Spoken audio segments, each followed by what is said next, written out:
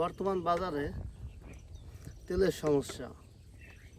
সরকার কয় তেল আছে আর জনগণ কয় তেল নাই, বাইকাররাও কয় তেল নাই।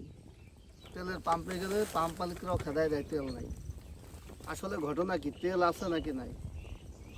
আমাদের দেশে এত বড় একটা সিন্ডিকেট, যে দেশে একবার শুরু হয় সেই সিন্ডিকেট আর থামে না। আসলে তেল আছে, আসলে আবার তেল নাই, দুইটাই আছে। কোনো কোনো পাম্পে তেল দিচ্ছে, কোনো কোনো পাম্পে তেল দিচ্ছে না। কিন্তু আপনি দেখেন তো, যেই পর্যন্ত দেশে যত গাড়ি আছে, কোনো একটা গাড়ি বসে আছে কিনা, কোনো একটা গাড়ি বলছে কিনা যে আমি তেলের অভাবে একদিনও রোডে গাড়ি চালাইতে পারি নাই। যদি কোনো গাড়ি বসে না থাকে তাহলে দেশে তেল আছে। আর এর পিছনে বিশাল বড় সিন্ডিকেট চলতেছে। এই সিন্ডিকেটের পিছনে বড় বড় নেতা, বড় বড় আমলারা দায়ী, আর পাম্প মালিকরা। পাম্প মালিকরা এমনভাবে তাদের ভিতরে সিস্টেম করা আছে, যেখান থেকে আপনার যদি ট্যাঙ্কি খুইলেও দেখায় তাও দেখবেন তেল নাই।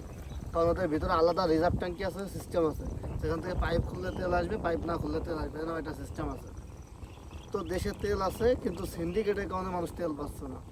কারণ দেশে এমন কোনো গাড়ি নাই যে গাড়ি চলে না, প্রত্যেকটা গাড়ি চলতেছে।